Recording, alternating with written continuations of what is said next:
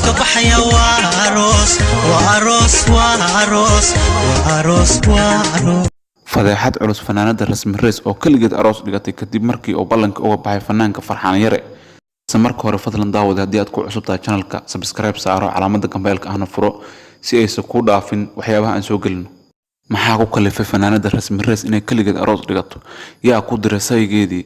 yaase ka dambeeya dhibkan oo sidee suurtagal ku tahay in fanaanada rasmi rees xaajigeeda ay ku haminayso inaan mar uun la aqal gasho oo sidaas sahalka ah ku dhaafo? fanaanada rasmi rees ayaa waxa ku dhaxday taariikh aysan abid ka soo kabsan doonin, taasoo ah in loo diiday ninkii ay isguursan rabeen ee Farxaan Yare. fanaanka Farxaan Yare ayaa asbuucii la soo dhaafay waxa uu yimid magaalada Nairobi, wuxuuna u yimid inuu arooso fanaanada rasmi rees, balse markii uu yimid ka bacdi maxaa dhacay? inta aan faafahinta ugu gudagelin waxaan jecelahay wax yar inaad la daawato qaabkii quruxda badnaay ee rasmi rees u soo dhaweysay saygeeda cusub oo ay doonayso inay la wadaagto nolosha.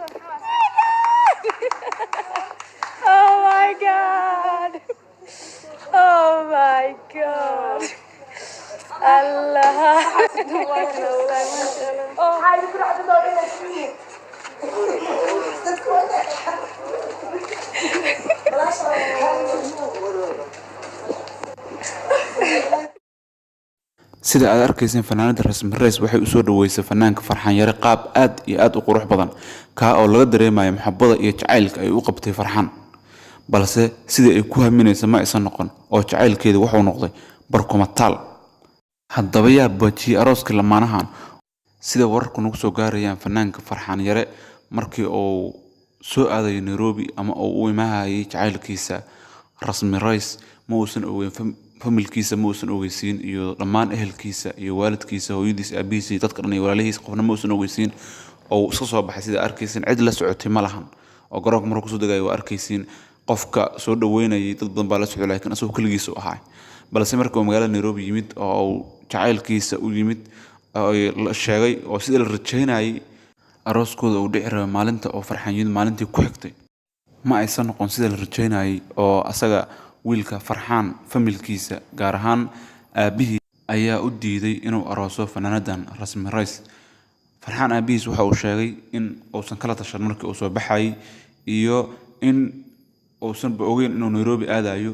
sidoo kale wararka qaar waxay sheegayaan inuu Farxaan aabihiis ugu shakisan yahay in fanaankan la sixray maadaama si degdeg ah uu ku baxay oo uu ku aaday naagtan. waxaa la sheegay in fanaanka Farxaan Yare aabihiis uu yiri Farxaan Yare duco iyo habaar mid qaado oo ama warkayga yeel ama habaar qaado oo rasmi raac.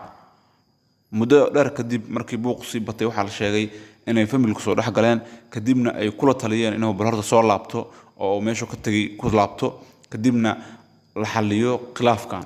sida la sheegay fanaanka Farxaan Yare waa uu aqbalay soo jeedinta familkiisu ay soo jeediyeen inuu ka soo laabto Kenya, balse fanaanada rasmi ayaa sida la sheegay ku adkaysatay inuusan Farxaan bixin, bal iska dhaafay markii uu bixi lahaay ay ka xigto inay booliska ku dacweyso oo ay xirto. weli taariikhda Soomaalida lama arkin guur qasab ah oo lagu isku qasbayo oo naagtu ay ninkeeda xiraydo, laakiin tan waxay noqon doontaa haddii ay dhacdo ugu wallow aan weli la xaqiijin. fanaanka Farxaan Yare ayaa waxa la sheegay inuu ku xayiran yahay magaalada Nairobi. sidoo kale wararku waxay sheegayaan in dhalinyaro badan oo la saaxiib ah rasmi rees iyo dhalinyaro kale oo ay qaraabo yihiin fanaanka Farxaan Yare ay arinta galeen isku dayeen inay xaliyaan, balse ay xalli waayeen oo fanaanka Farxaan Yare uu ku adkaystay inuu bataata manaagtan rabin oo hadda qasab ku dayaysa oo sanna familkiisa siisanay naag oo san aabihiis hooyis ka raaceen jacaylkiisa. waxaa la sheegay intaas kadib in fanaanada rasmi rees ay iska qoosatay Farxaan Yarena oo magaalada hotelka dego gurigeeda ka tagay. fanaanada rasmi reesna markii uu ka tagay ay iska qabsatay arooska sida arkaysiin oo aad fiidiyowga aan soo bandhigay ku arki doontiin waxay ku dhigatay gurigeeda kaligeed iyadoo ah waliba oo aan qofna la joogin. bal horta wax yar la daawada arooska ay dhigatay fanaanadan.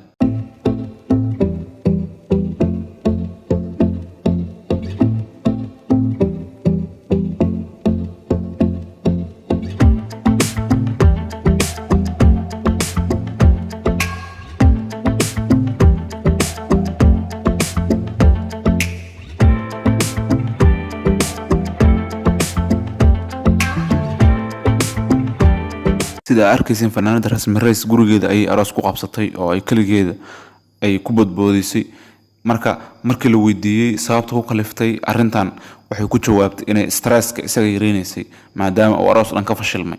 Soomaalidu waxay ku mahmaadaa nabsi ama biljir ama berijir ama isha baarkeeda saaraw oo macnaha loola jeedo nabsigu ama bilbo ka maqnaanaya ama hal bari ama isha baarkeeda ku saaran isla markaasba ku dhacaya.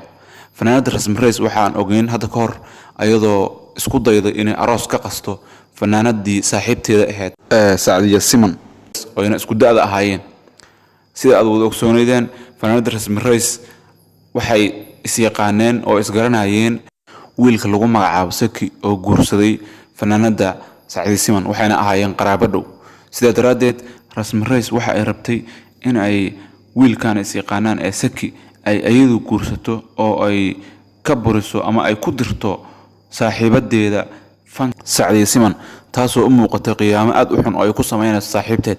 Balse khilaaf dheer kadib waa la xaliyay oo arooskii Sacdiya Siman waa uu dhacay oo Saki wuxuu fiirsaday jacaylkiisa ee qaraabanimada ma u safiirin. kabacdi muddo dheer kadib waa la heshiisay Sacdiya Siman iyo Rasmi Reis balse nafsigii ay maalintaas ka gashay saaxiibteed ayaa wuxuu ogtaa inay hadda ka soo baxay oo waliba si dhaqso ah uga soo baxay maadaama jacaylka ay ku haminay oo ka fashilmay oo ay isdhaafeen. Ma ahan markii ugu horeysay ee laba fanaan ay ku kala tageen qaab noocan oo kala ah. waxaa jirtay fanaanada Farxiyo Fiska hadda ka hor maray is guursadeen Bashiir Hanuuniye ayaa waxaa dhacday hooyada dhashay Bashiir Hanuuniye ayaa waxay soo samaysay hees ay kula dardaarmaydo wiilkeeda Bashiir Hanuuniye oo ay leedahay iska dhaaftan naag ka raacayse naag kale ka raadso. balse waxa la siyaa waxay ahayd isla heestaas oo ay samaysay Bashiir Hanuuniye hooyadiis ayaa waxa la xameeyay Hanuuniye oo ah Bashiir Hanuuniye abiis. balse marka la isku fiirsho labada qiso oo Rasmi Reis iyo Farxiyo Fiska farqi aad u weyn u dhaxeeyo waayo Farxiyo Fiska waxay ahayd qof aroos ah oo inta la aroosay guri la geystay aroos qurux badan loo dhigay oo jacayl jileysay. laakiin Rasmi Reis ma waysa isla guri taginba oo banaanka ayaa lagu kala tagay. ma aha wax lagu farxo dabcan mana aha sababta aan soo bandhigayna inaan ku faraxsanahay laakiin waxa dhacay ayaa ahay wax la yaab.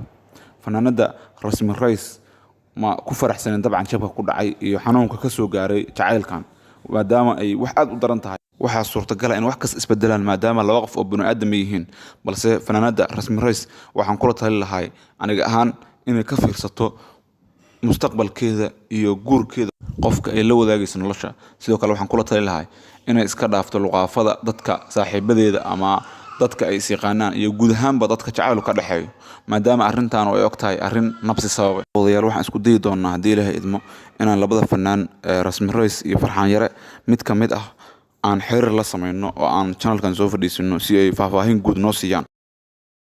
haddii aan nahay bahda Alpha Media Group waxaan u taaganahay soo bandhigista xogaha daason waxaan ka codsanaynaa intii ku cusub channelka inaad subscribe saartaan calaamadda gambeelka ahna furataan si ay idin dhaafin hadba xogaha muhiimka ah ee aan halkan soo gelin. daawadayaal waa mahadsantihiin waxaan kaga sii tagaynaa fiidiyoga arooska ay Rasmi Reis kaligeed dhigatay.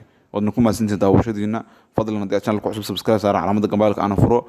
mahadsanidin.